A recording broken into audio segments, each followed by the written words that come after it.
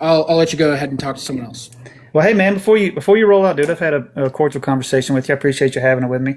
Evolution is not a salvation issue. I mean, it could be depending on what if you believe in the true God or not. But people can believe different things. It's all about Jesus. So my question to you now is, what do you know about Christ, man? Considering I was brought up Jewish, I'm not gonna entertain that. Are you still Jewish? No. Well, yes, culturally, but I do not practice the religion anymore. So do you believe in God, or you just No, don't practice anymore? Or no. I don't believe in God. All right. Well, listen, man. I'm not going to shove it down your throat or anything, but if you ever want to have a conversation about Jesus, I'd love to share him with you, man.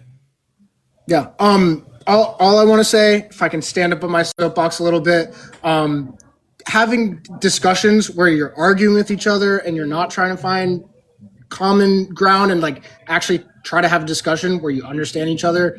I love that you're doing this because too many people nowadays have gotten too much into their corner and said, you know what, I'm not going to talk to this person. I'm just going to argue with them. I'm going to tell you, you don't know nothing, and then walk on away. And you don't get anywhere with that. So thank you for having a Thanks, man. cordial discussion. Yeah, appreciate it, brother. Appreciate you. All right.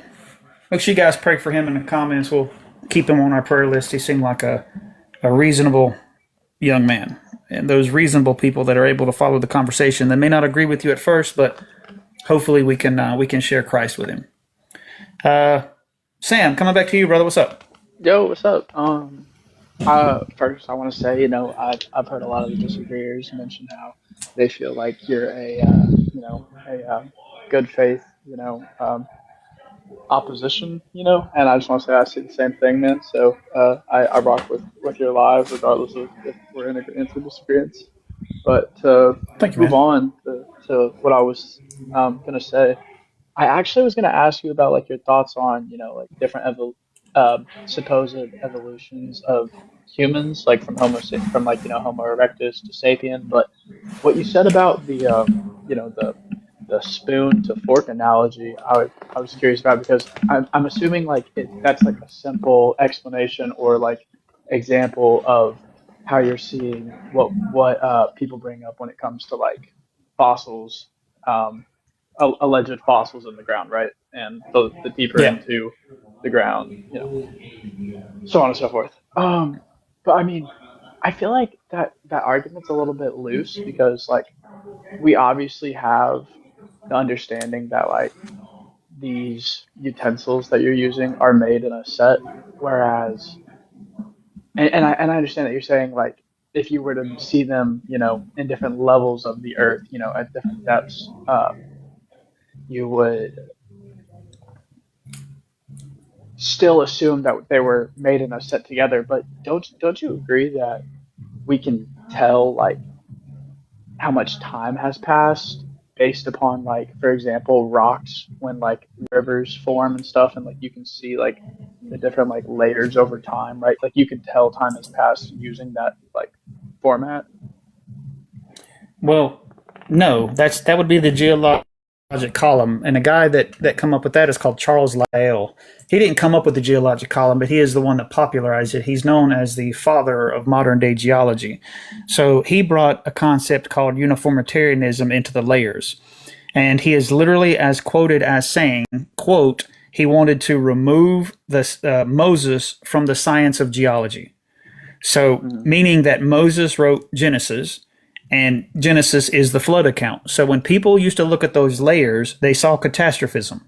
So back in the day, when you looked at the layers, you go, wow, look at this evidence of Noah's flood. It's called hydrologic sorting. We see this all over the planet. Charles Lyell come in and said, I don't like God, and I want to remove Moses from geology. That was his mission. Instead of actually looking at things objectively, he had a mission to remove Moses from geology. So he brought this concept called uniformitarianism, meaning that the way things are happening now is the way that they've always been. And because we see slow sediment rates in rivers and things of this nature now, therefore it had to be slow sediment rates over geological timescales.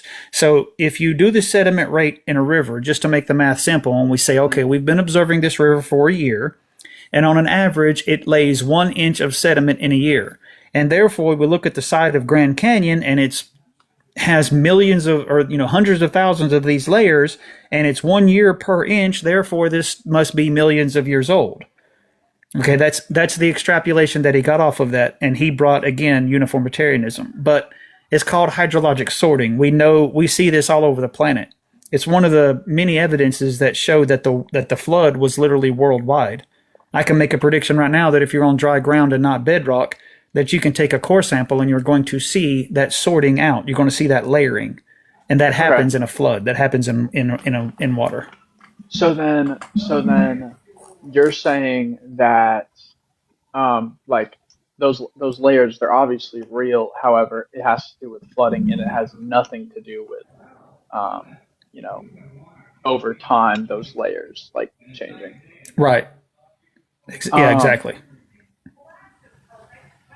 I mean, what's the like scientific evidence though that like disproves the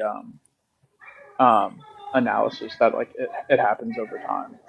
Sure, great question. So a couple of them, I've already talked about dinosaur soft tissue. I'll get back to that, but polystrata fossils. So polystrata, and you're free, just anyone can Google this. They're called polystrate fossils.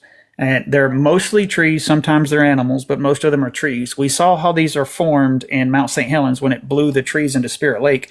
So what happens is the trees get into a flood, they float around, they become waterlogged, and then as they sink down because they get waterlogged, they end up sticking in the mud straight up and down because the roots are heavier, so they end up floating vertically. And then as they get stunk down in the mud, the sediment layers come down and form layers around the tree. And the tree gets fossilized in the layers. So when you go up and dig it later, you see this one tree going through many different layers.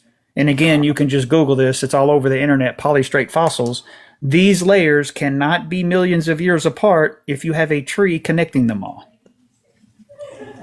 And these are found all over the world too. Yeah, I'm looking it up right now, and I'm seeing exactly what you're talking about. And I actually find it very interesting. And to your point, it makes sense. I'm going to do a little bit of research. Here's a funny note. This is when you ask Google what polystrate fossils is, yep, there it is right there. You see it right there? Huh. J. Kappa put it. We're asking evidence from a creationist claim. So there you go right there. When you Google what polystrate fossil is, Google's going to say this is a creationist claim. You can look at the pictures. These things exist. We saw how they formed in Mount St. Helens. So the fact that you have these search engines that's putting their thumb on the scale so people will automatically, it's a fallacy called, what's it called? Ruining the water or something like that, or poisoning the well. It's the fallacy called poisoning the well. You can't do your own research because as soon as you look up this thing, that automatically disproves that these layers are completely, they literally cannot be millions of years apart, and you cannot contend with the argument. You just label it as creationist science. So when people look at it, they'll go, oh, this is pseudoscience. You can just Google there's photos of these things all over the planet. So you can call them whatever you want, but they literally prove that these layers are not millions of years apart from each other. They can't be.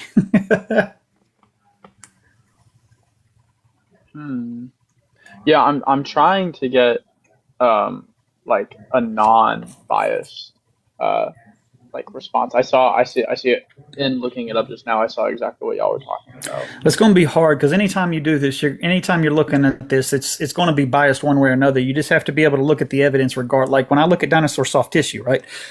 I understand that the mainstream papers and stuff, I think they're honest in putting it out there, but you have to kind of read between the lines because the papers themselves want people to think that they're 65 million years old. Even though they do admit it can't fit the degradation rates, they still try to claim that these things are millions of years old. But I'm okay. I'm not okay with that. I should rephrase that. What I can do is I'm capable of understanding the bias and then looking through it. So if you're trying to go to an unbiased source today, especially on versus creation versus evolution, you're just really not going to find one. So what you have to do is understand the bias and then look at it for yourself. So polystrate fossils, again, the photos are not biased towards religion. All you got to do is just look at the photos. These are clearly fossilized trees that go through many different layers. Another thing would be dinosaur soft tissue. So they're finding soft tissue not only in dinosaurs that are 65 million years old, they're finding it all the way throughout the geologic column, meaning they're finding it in things that are 100 million years old, that are 65 million years old, that's 200 million years old. They're finding the soft tissue throughout the geologic column. So, and again, if we know that the degradation rates of collagen and we know the degradation rates of DNA, the fact that these things can't last 65 million years and we're finding it throughout the column shows that the column is not older than 65 million years. It shows that all of these things unalived at one time during the flood, and that's why we're able to find soft tissue and DNA in all of these things. And I'm not saying you can find it in every single one of them. I'm saying that you can find it all of them throughout the geologic column. That's my point. Yeah, I feel you. Well, I mean, I don't think I have necessarily I don't think I have anything that can necessarily prove or disprove what you're saying, but I appreciate you letting me come up and talk. Yeah, man, I had a great conversation with you too. So I'm gonna ask you the same question, man. What do you know about Jesus, bro? I went to I grew up Christian. I went to a Christian school, like elementary through high school. I kind of started to become agnostic a few years back, and now I'd primarily consider myself agnostic. What made you kind of turn away from Christianity? Is there a specific argument you had, or contention, or evidence that kind of turned you away? I think just a lack of evidence would be my number one thing, and because of that lack of evidence, I just can't force myself to believe it, Well, you're an analytical person, and I think that's why God sent you to a channel like this, because I'm a very analytical person. And I don't have enough faith to be an atheist because I think the evidence clearly shows a creator. Yeah. I mean, I definitely respect that, I think, if you're able to find evidence that, supports that and suggests that, that's super amazing. I can't say that I've found evidence that does that for me though. Well, take a look at what I've sent you, man, or what we've talked about. And if you have any additional questions, whatever, bro, give me a follow and feel free to ask me. And I'd love to try to bring you back into the faith, man. Yeah, I'll go ahead and give you a follow. I really appreciate you taking the time, man. Thank you. No, I appreciate it. God bless. God bless. All right. Doc J, what's up, man? How's it going, my friends? How are you? Doing pretty good. Yeah, so I was just scrolling through my TikTok at the end of my day, and I got to be honest, man. I got a small bone to pick with you. Oh, okay. What you got? I work in the field of science communication, and I find that individuals like you pushing pseudoscience is incredibly harmful to the way that we understand science and the way that we progress and teach our kids. Oh, well, I do apologize for that. What pseudoscience have I progressed here? Sure.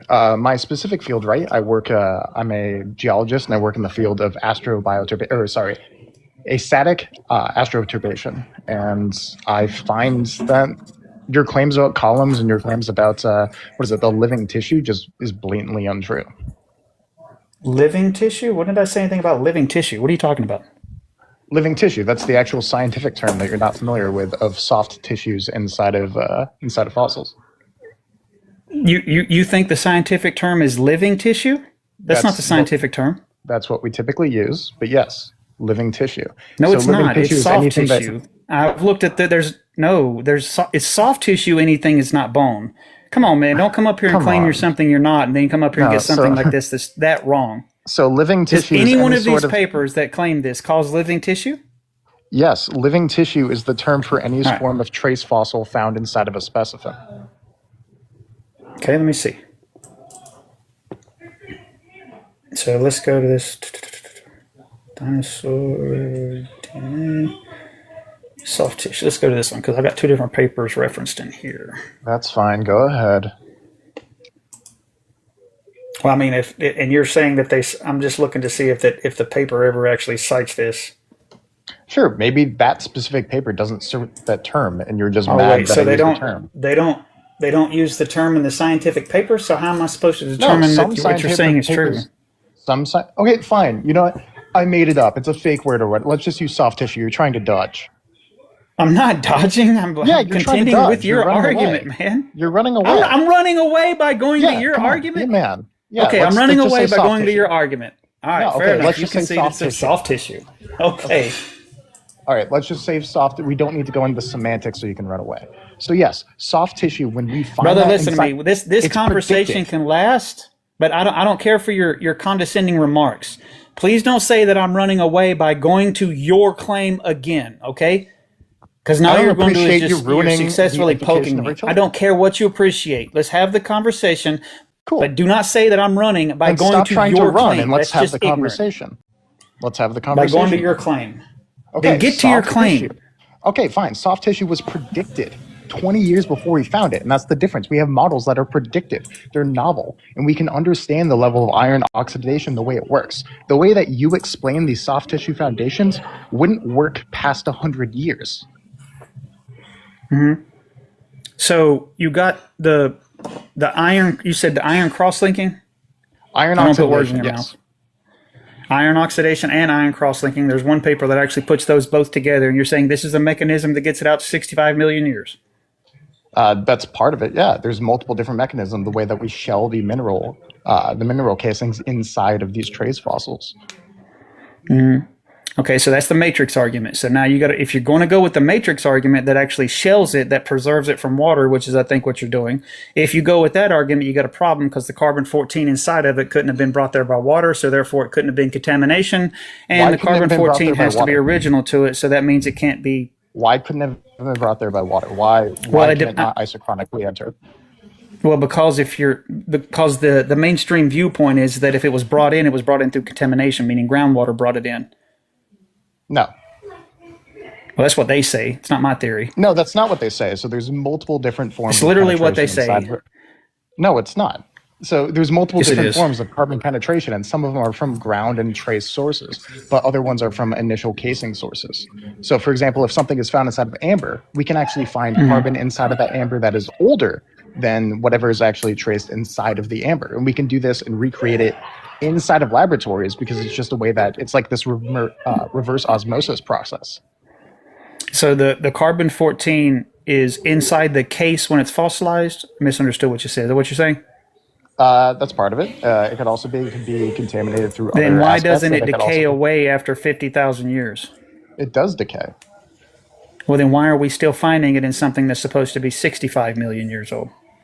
Right. So sometimes, right, we do go back. I've personally found things, and I've done the study where there are things that were 65, and I looked at it. Oh, it's 45 because we found this radiocarbon inside. Okay, of it. but there's That does a happen. difference between 55 and 45. So carbon-14 can't be measurable after 50,000, but yet they're finding it in something that's 65 million. There's a big Right, and big contention there. No, there's no. How does it problem get in with this there? Because these cases they were wrongfully dated, and we can go back and we've learned from these things that happened 20 years ago. We were wrong. They're by a margin finding of 20,000 they're finding years. carbon-14 in dinosaur soft tissue. How'd the carbon-14 get there? You can't say It's it was not original. soft tissue. It's like That that's is it literally the it's a soft- misnomer. That's not what it actually is. That is literally the scientific term. Yes, that's a scientific tissue. term, but when you say soft tissue, you're purposefully, because you're misleading. You're a liar. What you're purposefully I'm misleading trying to do, and liar. Okay. Yes, correct, All right. you are. See, I'm gonna go. I'm gonna be honest with you, brother. I do can be not honest. believe No, that actually, what you've you never been say. honest in your Hold life. on. Wait a second. no, Yeah. no, See, because you're not.